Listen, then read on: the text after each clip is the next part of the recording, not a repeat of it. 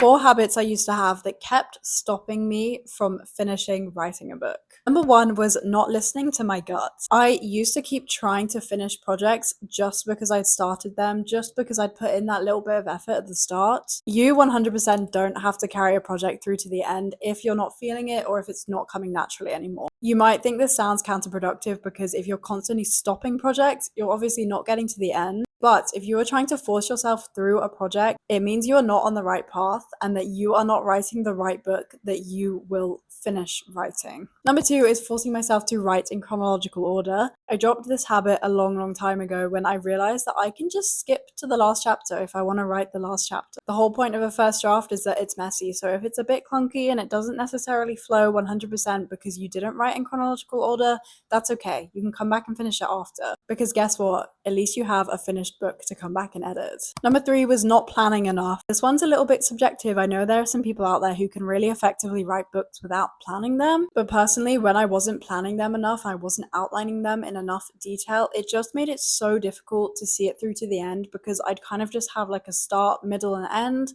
and all in between that was just really hazy and like I didn't know what direction it was going in. And it just made it so difficult to finish writing. Number 4 was getting too distracted by Pinterest, Spotify, Instagram, all of that jazz. As much as I support making a playlist, making a Pinterest board for your book, if you end up spending hours and hours scrolling on Pinterest instead of writing, I know it's cute, I know it's a little trend, I know it's aesthetic for Instagram and book talk and all of that. Those are hours that you could have spent just writing your book.